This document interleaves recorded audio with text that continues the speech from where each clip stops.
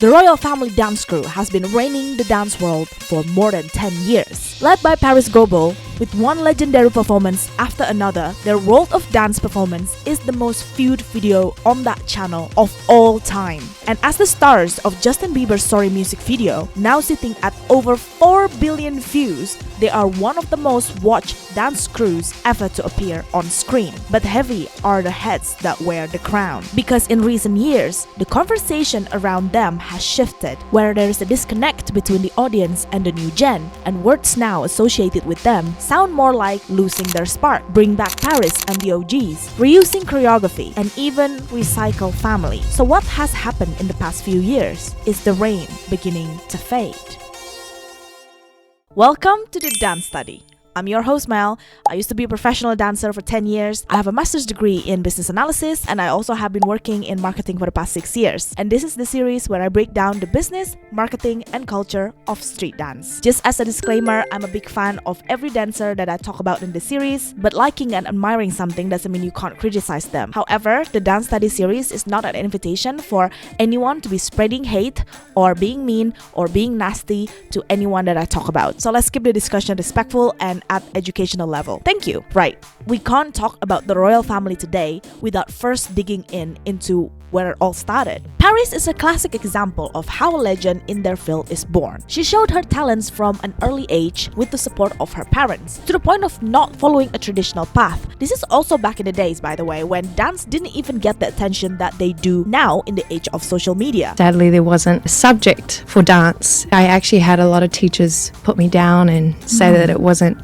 going to be a career. Back then, when every kid would be told that dance is just a hobby and you should stay in school so that you'll always have a backup to be successful, her parents let her drop out of school and supported her to go and be a dancer. At first glance, this reads like just another inspiring story of parents bold enough to bet on their child's talent. But during my research, I also learned that Kea and Ruth, two dancers who would go on to become some of the most recognizable faces in the royal family's history, also have a similar origin story. They were born in Vang Ray, when a 17-year-old Parris showed up at their school and asked them to move to Auckland and audition for the Palace Studio. At this time, Parris wasn't yet famous or had a proper business. She was still studying up herself. I think she was only maybe 17 at the time, 17, 18. So she was still studying up herself. She also didn't ask them to join her crew. She asked them to audition without a guarantee that they will be accepted in the crew. Because we didn't have a spot when we first moved there. It was just move there and we need to audition, and if we get it, we'll stay. If we don't, we'll move back to Whangarei. And the crazy thing is that they said yes. Kea and Ruth's family packed their bags and moved to Auckland. We all spoke about it at home. My parents are both from up north, so they're happy to just be up there and, do their normal jobs. Massive sacrifice for my parents. They both left their job and then we moved to Auckland. And that is a pretty wild story to me. Think about it for a moment. Moving to a whole other city at an invitation from a 17-year-old to pursue a dance career. That's really not a decision most people or most families would make. So why did they? What makes a family willing to stake that much on dance? They also trained with her for 6 years before doing any professional job, so their career as successful dancers were never guaranteed. So because of that, I started asking myself why these dancers were so willing to bet everything on their craft. And to understand this, we need to ask, what kind of environment were they in that allow this ambition? And to do that, we need to look at what dance actually means in New Zealand, which is the very society that shaped them. And for that,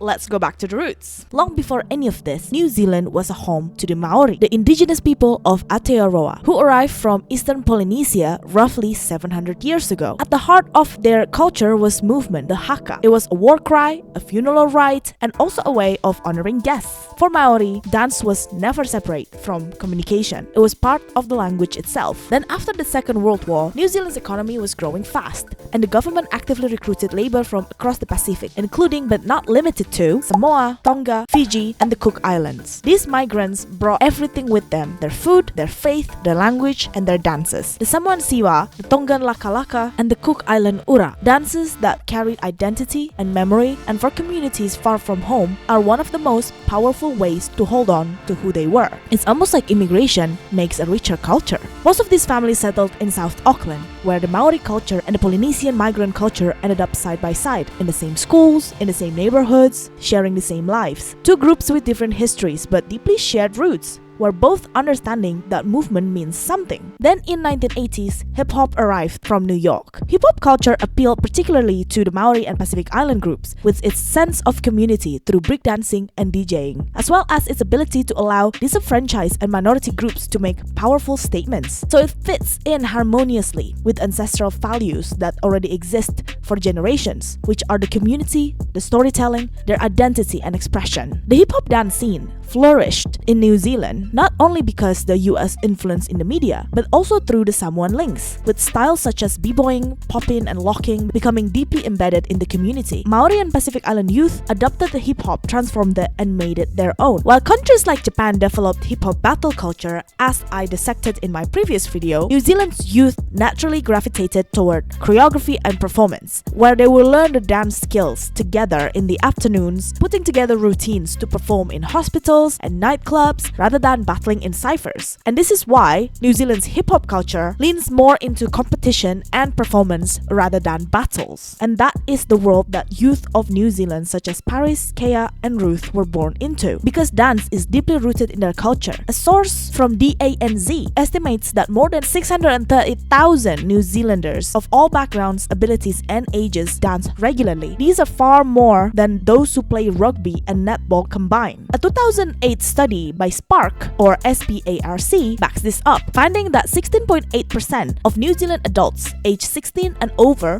regularly participate in dance, making it the 8th most popular physical activity in the country. Parris Goebel is a woman of Samoan descent. Growing up in South Auckland, surrounded by this exact cultural collision, dance in her world is more than just a hobby, it was also a language and a legacy of who she is. What Parris did was take everything in that environment, which are the Samoan physicality, the Polynesian rhythm, and the raw attitude of hip-hop, and she forged it into a style that the world had never seen before. Something that could only have been born in South Auckland at this specific and unrepeatable cultural crossroad, and she called it Polyswagg. Armed with a style that the world had never seen before, Parris took Polyswagg off the streets of South Auckland onto the international stage. The royal family began competing at Hip Hop International, the most prestigious hip-hop dance competition in the world, and held the title for 3 years in a row. What's interesting is how they built their name in the process. This was before social media as we know it today. The only way to get noticed was to show up, perform, and be so undeniably good that the word of mouth starts to spread. Whether they did it intentionally or not, that was their marketing strategy. They would join a prestigious and world-class competition, and they would also win it, and that win is what created a buzz for their footage of their competition video that would then be spread online. And because Parris is the leader and the brain of the whole crew, the crew's reputation and achievements became a launch pad of her individual career. That visibility turned Parris into a recognized name in the dance community. As a result, the music industry eventually came calling, from Jennifer Lopez to Justin Bieber Sorry music video. And that feeds into each other. Because Parris was still active in the royal family, if royal family achieved some kind of success, such as winning competition, that made Parris's name even bigger. And when Parris has viral choreographies, that also closely tied to the reputations of the royal family. And this kept snowballing. Parris really paved the way for the entire industry. With one viral performance of a competition or a music video after another, there are familiar faces who often appear in the center that people start to recognize. The red-haired girl, the electric girl, the fierce one, the Asian one, and the guy with an insane attitude. We then started learning their names. Kea, Ruth, Kirsten, Kyle, Ling, and so on and so forth. They really captured people's attention. They're memorable, they're often in the center. And even though Parris is the North Star of the crew, people start assigning the crew with these faces.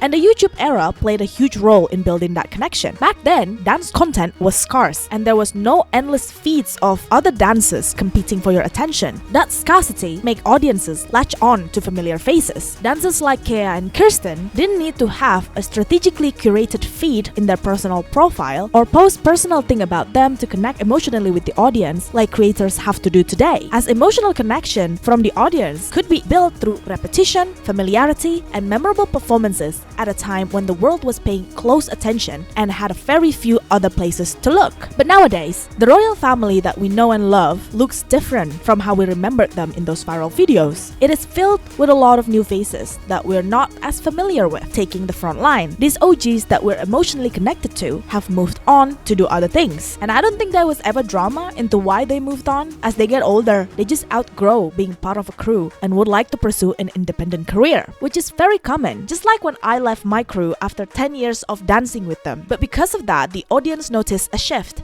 and that shift matters more than people realized. The thing is, the new generation of the royal family are undeniably talented. Many of them have trained alongside the OGs for years. Even Tisha, the more recent appointed leader of the royal family, has been seen dancing even with the OGs, although her position might not be as prominent as the likes of Kea and Kirsten would be in their old viral performances. But now that it's their turn to take the center stage, that deep familiarity that audiences had built over years of rewatching the same faces that took the limelight simply hasn't transferred over. Of course, it's much harder to keep people's attentions as well as connect with the people emotionally nowadays because of the sheer competitions of other dancers across TikTok, Instagram, and YouTube fighting for your attention. But changing landscape alone doesn't explain the gap because the royal family still is the biggest name in the dance crew landscape. But the real question's worth asking whether the royal family has adopted their ways of introducing and market their new faces to a modern audience. And looking at how things are currently stand, that answer is not entirely clear. So how does the Palace Studio actually work? Because if you hadn't looked into it, you would assume that they run just like any other dance studio, but they don't. And the difference between how a normal studio will run and how the Palace Studio runs actually explains a lot. And to understand why that connection is harder to build with the new generation, we first need to look at how the royal family and the Palace Studio actually operates as a business. The Palace Dance Studio does not function like any other normal dance studio. They don't have open classes that people pay to attend.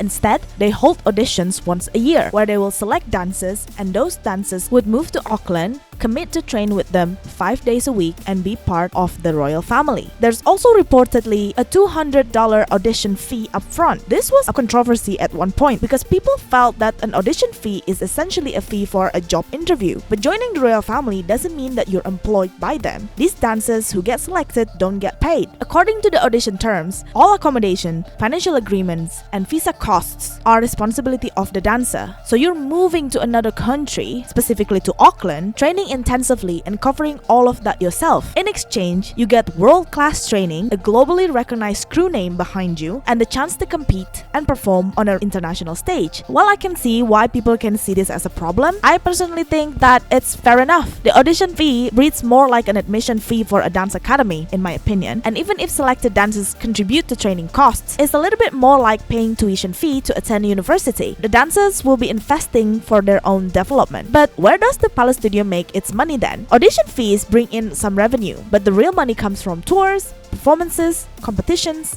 and merchandise. Of course, there's nothing inherently wrong in running a business this way at all. There are many training institutions who operate on a similar model, but the point of this series is not to criticize the royal family, but to understand the implication and the long-term effect of business decisions on the institution itself and the people within it. Because when we understand how structure and business model shapes outcome, we can learn from it so that anyone watching can understand the trade-offs they're making when they choose to run their business a certain way and make informed decisions about their own path forward. Now, here's what makes it interesting. Because of its business model, the royal family has always presented itself as a crew. That is the whole identity. They don't show themselves as a roster of individual choreographers who teach their own classes at the Palace Studios. So they're not individual dancers who have their own following or their own distinct creative voice that audience can attach to, who also happens to perform together. Instead, dancers are brought in to train and to create, but what comes out the other side is always the royal family as a whole. The crew is the brand and what you're meant to invest in. And for a long time, that worked. When you saw the royal family perform, you weren't watching individuals. You were watching something that felt like a single organism moving together. And that was the point. The power is in the collective. But that model might not be effective in the age where the currency of attention is the emotional connection to the individuals. Reappearing in performance after performance is no longer enough. The audience wants to know someone's journey, understand their personality, know their story, and root for them specifically. And because because the royal family doesn't operate through individual choreographers building their own profiles, the only window audiences get into any single member is in those moments of performance. A competition, a tour, a viral video, and then the window will close again. This has always been a tension, but it has become harder to manage as the landscape has changed. Skill inflation is real. With short-form content exploding the global visibility of dance, the standard of crews competing internationally has risen dramatically. Winning consistently at the level the royal family once did is harder than ever, and viral moments, which once came almost naturally off the back of those wins, now have to compete with an overwhelming volume of content from every corner of the world. So the touch point that used to make the audience connected between major projects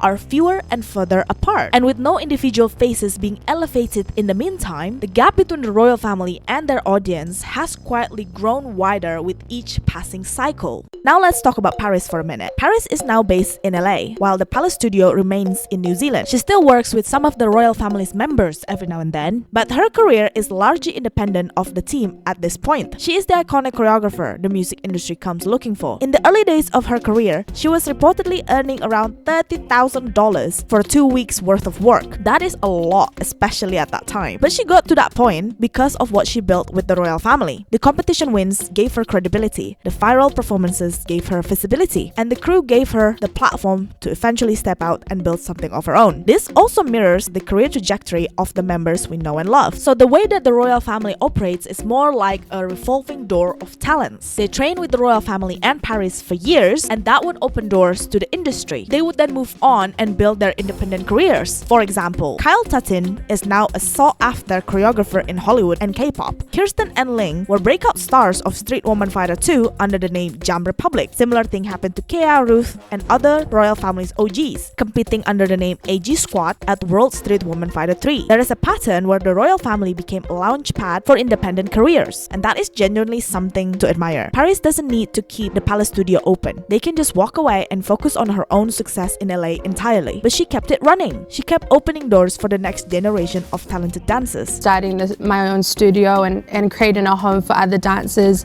in New Zealand that are passionate and want to work hard towards something and work hard towards their dreams.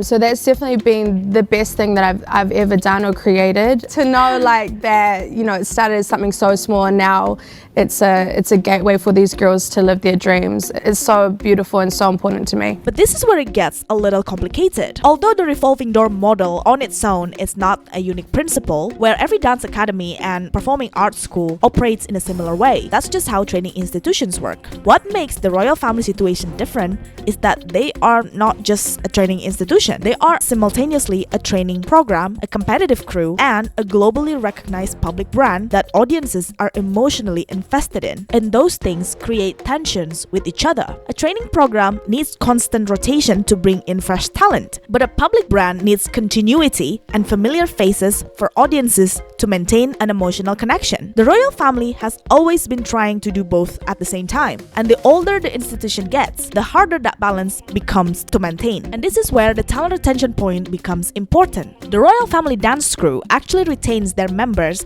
for a very long time. Most of them have been part of the royal family for more than 10 years, which is a long time even by traditional employment standards. But because dancers train intensively for years before they become front-facing members of the crew, the audiences didn't have enough time to build a connection with them before they are ready to leave. By the time we start recognizing their faces, they are ripe enough in their careers to pursue their own path. And then the cycle starts again, with a new set of faces we don't know yet. There is also questions of distance from Parris herself. In the early years, the dancers cycling through the royal family were trained directly by her. They absorbed her style firsthand. They carried her creative DNA with them when they left, which is exactly why the OGs feel so distinctly royal family, even in their independent work. But as Parris spends more time in LA working on her own projects, the newer generations are increasingly being trained by people who were trained by people who once trained with Parris. The direct transmissions of what made the style so distinctive gets diluted with each passing generation, and it's worth remembering where Polyswagg came from. It didn't come from a curriculum or a training manual. It came from a very specific cultural collisions of Polynesians, Samoan, Maori, and hip-hop, all converging in South Auckland in particular moment in time. Parris's style and the magic that she has were shaped by a culture, and if that soul and DNA are no longer in the room, as time goes on, this could be the royal family's biggest challenge, to train professional dancers beyond just passing down the moves, but also preserving the meaning, heritage, and history behind them. Eventually, Parris's own success doesn't fit into royal family success anymore, as people gradually see them as separate entities. So the gap between the royal family of the past and the royal family of today is a growing distance between the institution and the person whose vision built it. And the longer that distance grows, the harder it becomes to pass down style, story, and the DNA that makes them who they are. Now, I've mentioned emotional connection and investment a lot in this video, which brings us to the topic of their involvement in the World Street Woman Fighter 3. And I've talked about the Street Woman series a lot in my videos because for the first time, crews like them had a platform that went beyond just the performance, especially for the new faces of the royal family. Yes, it is a show that required them to compete, but this competition specifically also gave them the opportunity to be seen as individuals. Given everything that we've just talked about, the crew first model, the shrinking window of visibility, and the distance from Parris, this was one of the clearest opportunity in recent years for the new generation to step out and show the world who the new faces are, what they're capable of, what their stories are, and why we should pay attention to them. And they showed up really strong. Even though they were the first to be eliminated, they were undeniably talented. They were strong dancers, and they even won an iconic mission. But the narrative around them after the show is what became complicated. As I've mentioned before, their opponent included AG Squad, which is a crew made up of familiar royal family OGs that the audience already loved. So the stakes were immediately personal. This was the moment for the new generation to step out of the shadow of the names before them. But after they left the competition, a controversy emerged. Audiences began to notice that a significant portion of the choreography they used in their missions had previously appeared in other royal family performances, and a good portion of it was Parris's choreography, not work created by the new generation themselves. Right, so I want to be careful here because I know how this can spiral online, and I saw that the members of the crew who joined the program have pushed back on this criticism before and called it hate. And I understand how people can be genuinely cruel in expressing their opinions, but within that noise, there is a layer of constructive criticism worth examining. And as someone who used to be a dancer, I want to use this as a case study and not as an attack on someone's skill or character. And neither should you. So during my dancing days, it was completely normal for a crew to reuse choreography across different performances. So for example, if I created a routine, the crew could perform that routine in multiple appearances without even me being there. So reusing choreography in itself is not an issue. So if they want to use a choreography that Parris created for royal family, that's absolutely fine. But there are two specific points worth raising. The first is about context. Some of the choreography they use was originally created for a specific artist, including work from Rihanna's Super Bowl performance. When an artist hires a choreographer for something that big, there is an implied understanding that the work belongs to that moment. The artist is paying for that creative vision to be associated with them. So even if Parris retains ownership of the choreography legally, and even if the royal family can use it with her permission, ownership and appropriateness are two different conversations. Taking work the world associates with Rihanna's Super Bowl and placing it in a competition context is a choice that feels a little bit out of place, regardless of who technically owns it. The second point is that some of Parris's choreography was reused in a mission where crews were specifically asked to create their own work under a limited deadline. That is the beauty of the challenge. It exists to test the creativity of the choreographer under pressure. And for the royal family, it was one of the first real opportunities for the new faces to show the audience who they are as individual choreographers and their personal creative voices. Using Parris's choreography in that moment, regardless of how talented they are, just felt like a missed opportunity. The members have reportedly addressed this on a TikTok live before, saying that Parris's choreography will always be in royal family's performances, as it would be a part of their branding. And I understand that, and as I said before, in another context or performance, that would be absolutely fine. But this is where crew branding and individual creativity become two very different things. Using the foundation of Polyswagg to inform your style and how you dance is keeping that DNA alive, but using a 2 or even 4x8 routines created by Parris in a challenge specifically designed to test your individual creativity and claim it as your own could even be seen as plagiarism. And yes, perhaps the show producers should have made the rules of each challenge clearer and not allowing them to do that. And that's a fair point, but that's really what makes the audience has a huge reaction to this, especially because we know how talented they are. Tisha is a genuinely incredible choreographer, and the piece that she created was one of the strongest royal family moments in recent years, so we know they had it in them. The choreography controversy, whether fair or not, pulled focus away from that. Instead of the audience walking away knowing who these people are, the conversation became about what they borrowed rather than what they built. Instead of breaking away from the comparison of the old generation versus the new, this decision instead amplified that comparison online. And before the audience even had a real chance to get familiar with those new faces, the revolving door started turning again. Most of the members that appear on Street Woman Fighter that we had just started to get to know have since left to pursue their own independent careers, which is great for them, genuinely. They will go on to do incredible things, but it leaves the same question sitting in the room. Where does this leave the royal family? Can they preserve that Polyswagg style and heritage without just blatantly reusing Parris's choreography? I think the upcoming generation of the royal family is still finding its footing in this new landscape. They're in an intersection where they are trying their best to hold onto the DNA that Parris built, while simultaneously trying to figure out what that means when she's no longer in the room every day. And that's not easy to navigate at all. And we probably shouldn't be too hard on them for still working it out. The honest answer is that nobody can replace Parris, but perhaps that's the whole point. What they need to look for in training their members is not just to build strong dancers, but also perhaps the next superstar choreographer who can bring that Polyswagg DNA and make it their own. What can we learn from all of this? New Zealand gave something rare in Parris Goebel, a place where dance carried ancestry, identity, and community across generations. That produced a choreographer whose style was so specific that it couldn't have come from anywhere else. And what the royal family have built in the back of that is genuinely worth admiring. Dozens of dancers now have careers they might never have had otherwise. And the institution kept the door open long after Parris had every reason to walk away from it entirely. But legacy institutions such as this face a specific kind of challenge that talent alone can't solve. The further the institution moves from its original source, which is Parris, the cultural moment that shaped her, and the faces the audience grew up with, the harder it becomes to hold on into what made it what it was. Because there is a difference between just passing down moves and passing down the meaning and the heritage. At the same time, the world that they're performing in has fundamentally changed, where being the best is no longer enough on its own. Audiences now need to feel connected to the people behind the skills. They need to know who you are in between the performances and not just during them. And that requires a different kinds of thinking, and not the kind where the royal family has always been built on excellence and performance